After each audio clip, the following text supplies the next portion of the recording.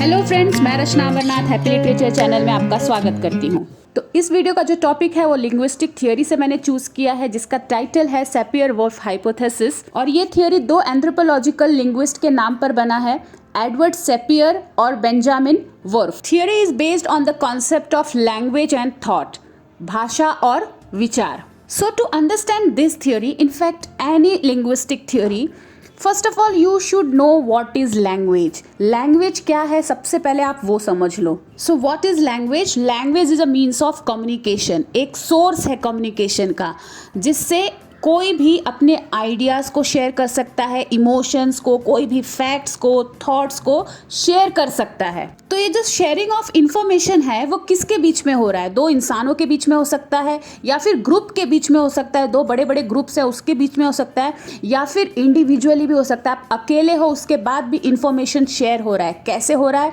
आप कोई भी चीज़ को देख रहे हो और उस चीज़ का नाम आपको पता है, उस चीज़ के बारे में पता है, कॉन्सेप्ट पता है, तो आप अपने ब्रेन को इंफॉर्मेशन शेयर कर रहे हो। लेकिन अगर आपको किसी पर्टिकुलर चीज़ का नाम नहीं पता, आपने आज से पहले कभी नहीं सुना, उसके बाद भी आप उसको अगर देखते हो ना, तो आपके दिमाग में एक कॉन्सेप्ट रेडी होता है। चलो एग्जाम्पल के लिए हम लोग पेड़ को लेते हैं, ट्री को। हमने इससे पहले कभी भी पेड़ या फिर ट्री वर्ड नहीं सुना है, चलो ये अज्यूम कर लेते हैं।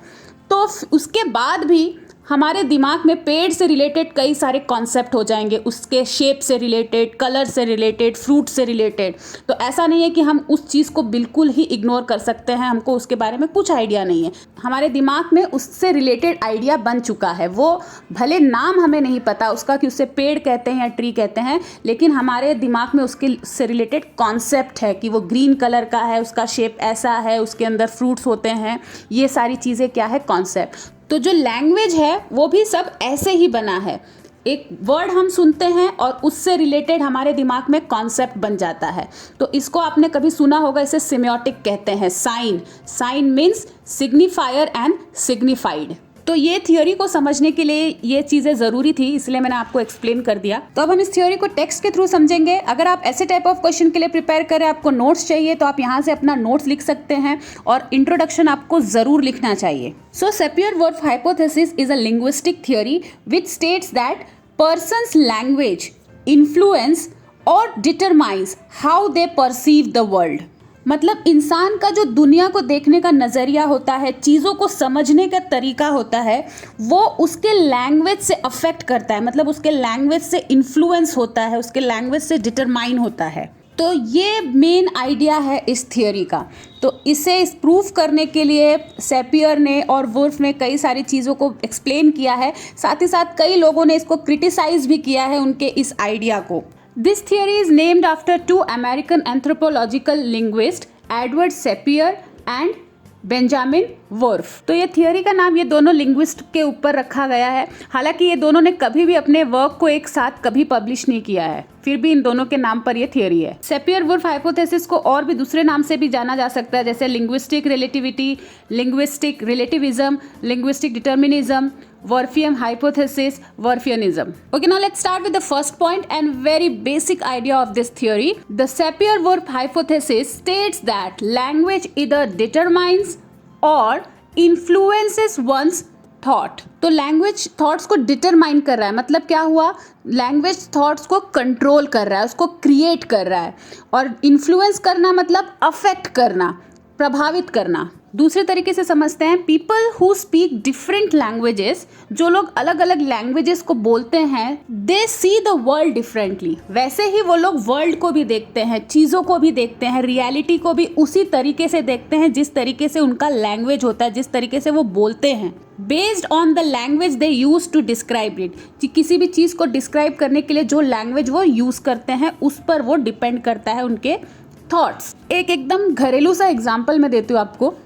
मेरी एक फ्रेंड आई थी घर पर, मैंने उसको पूछा कि तू क्या खाएगी, तो वो बोले कि तू पोहा बहुत अच्छा बनाती है, पोहा बना दे। अब मेरे दिमाग में जो पोहा को लेके कॉन्सेप्ट है वो क्या है? फ्लैटेंड राइस से जो बनता है उसे बोलते हैं पोहा। लेकिन वो मुझसे एक्सपेक्ट कर रही थी साबूदाना की खिचड़ी, क्योंकि वो साबूदाना की खिचड़ी को पोहा बोल रही थी।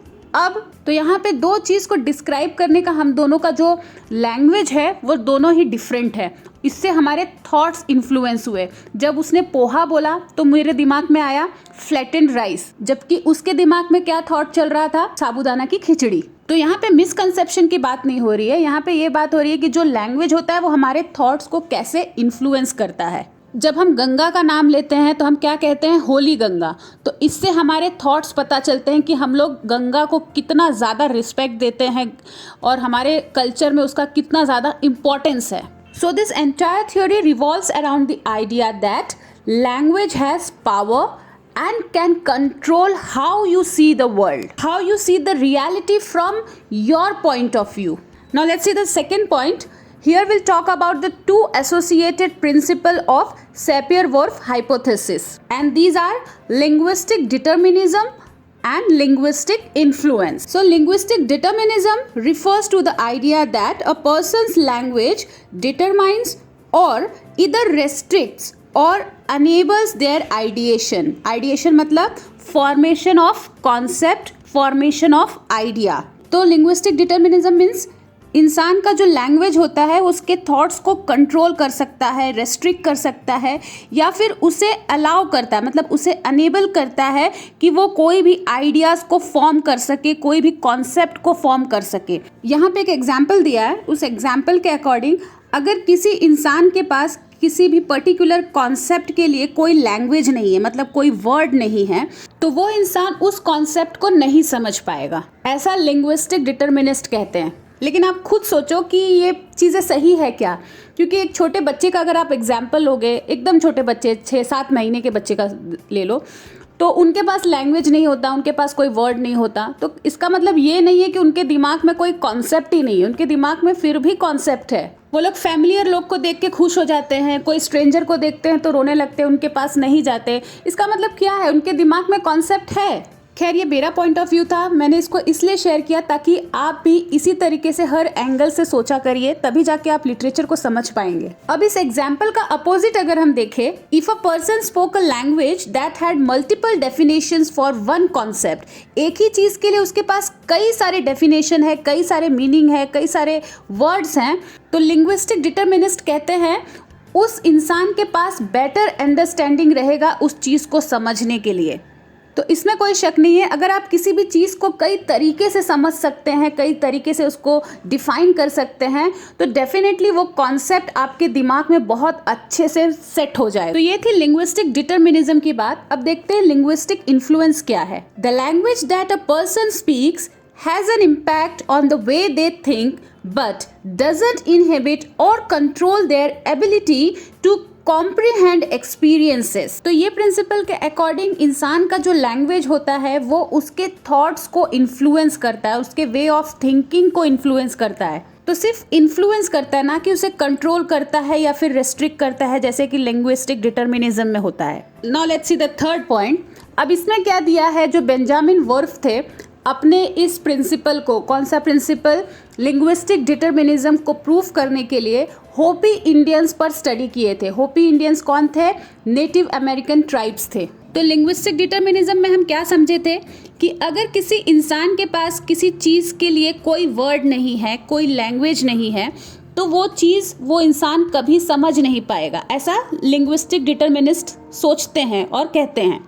तो यहाँ पे होपी इंडियंस जो कि नेटिव अमेरिकन ट्राइब से, उनका एग्जाम्पल दिया है कि वो जब बात करते हैं, जब कोई चीज़ बोलते हैं, कम्युनिकेशन करते हैं, कोई फ्रेज़ यूज़ करते हैं, तो वो लोग बिना टेंस के यूज़ करते हैं। टेंस जिसमें टाइम इंडिकेट होता है, जैसे कि पास्ट, प्रेजेंट, फ्यूचर, इसके बिना वो लोग फ्रेजेस को यूज़ करते हैं। तो ये स्टडी के बाद वुर्फ क्या बिलीव करने लगे कि ये ट्राइब्स के लाइफ में टाइम जैसा कोई कॉन्सेप्ट ही नहीं है।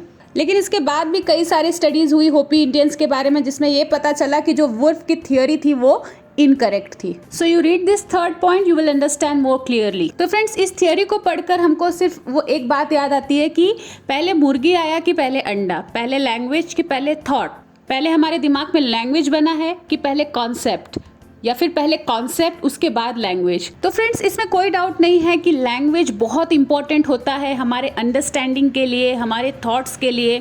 लैंग्वेज से ही हमारे इंटेलिजेंस का पता चलता है, हमारा इंटेलेक्ट ग्रो होता है लैंग्वेज के थ्रू। हम बिना लैंग्वेज के भी किसी भी चीज़ को समझ सकते हैं, अपने दिमाग में कोई कॉन्सेप्ट रख सकते हैं, लेकिन जो लैंग्वेज का काम होता है ना, वो कॉन्सेप्ट को स्टेबिलिटी देता है। जैसे मैंने एक ट्री का जो एग्जाम्पल दिया कि अगर आपके पास ट्री को लेकर कोई लैंग्वेज नहीं है, कोई वर्ड नहीं है, फिर भी कॉन्सेप्ट आपके दिमाग में रहेगा, लेकिन शायद वो ज़्यादा दिन तक नहीं रहेगा। लेकिन जैसे ही आप उस कॉन्सेप्ट को नाम दे देंगे कि ये पेड़ है, ये ट्री है, तो वो हमेशा आपके दिमाग में रह जाएगा।